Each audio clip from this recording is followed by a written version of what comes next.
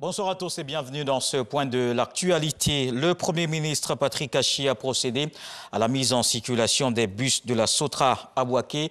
Mais avant, le chef du gouvernement avait marqué une escale à l'usine Gonfreville qui célèbre cette année son centenaire. Il annonce la redynamisation de cette société spécialisée dans le textile. Alexis Ouedraogo est notre envoyé spécial. Ce jeudi, à 9h35 à Bouaké, le Premier ministre Patrick Achi atterrit pour une journée marathon. Civilité, puis accueil populaire, moment de communion avec les populations. Quand il reprend son chemin, le chef du gouvernement marque une halte à l'usine Gonfreville qui célèbre cette année son centenaire. Le chef de l'État, son Excellence, le président Alassane Ouattara, a souhaité que nous faisions une halte dans cette usine mythique qui a été en fait à l'origine véritablement du développement de la ville de Bouaké.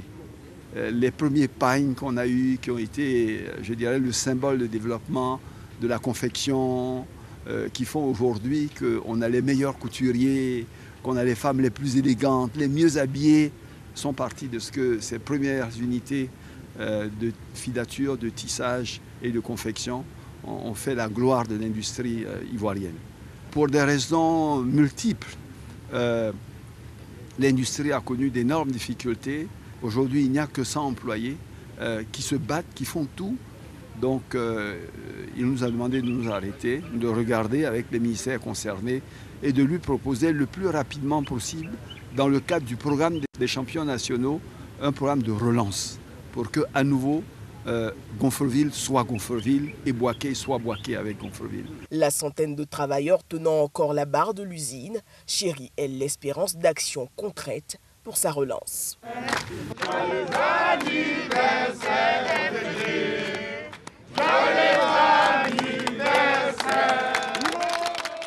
Et la ville d'Aboisseau a abrité ce vendredi la 4e édition des Journées nationales des chefs d'entreprise, une initiative axée sur le développement des régions et des districts. Le gouvernement met les projecteurs sur le sud-est ivoirien comme un nouveau pôle économique pourvoyeur de richesses et d'emploi. Et l'actualité, c'est aussi la 27e édition de la tranche commune entente. Les délégations des loteries nationales se sont donné rendez-vous à Bobo dans le village d'Abébrouquois 2.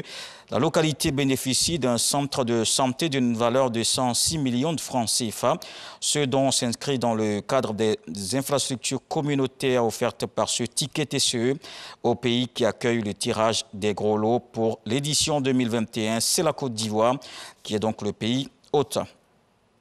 Dans le reste de l'actualité au Bénin, après la rencontre surprise entre le chef de l'État béninois et son prédécesseur Boni Yayi, deux ennemis politiques en froid depuis 5 ans, les Béninois attendent la suite. À la fin du huis clos, Patrice Talon n'a pas répondu publiquement aux mesures de décrispation proposées par son visiteur devant les caméras.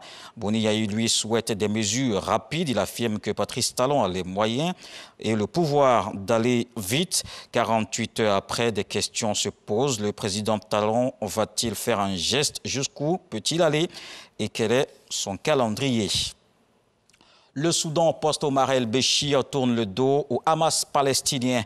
Le comité pour le démantèlement du régime du 30 juin a annoncé ce jeudi la saisie des actifs de plusieurs entreprises liées au mouvement islamiste au pouvoir dans la bande de Gaza.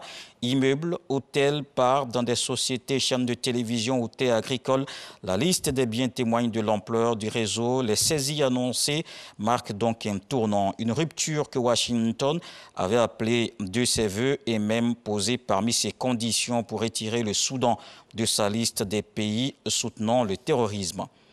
Et puis on termine avec l'ONU qui annonce des projets d'énergie propre valant plus de 400 milliards de dollars. C'était à l'occasion d'une rencontre des Nations Unies sur l'énergie. Ce vendredi, ces projets visent à travailler sur des technologies comme l'hydrogène, étendre l'accès à l'électricité et à des procédés de cuisson des aliments non polluants dans les pays émergents. Voilà pour le flash d'information. On se donne rendez-vous à 20 h pour le journal. À suivre tout de suite les infos régionales.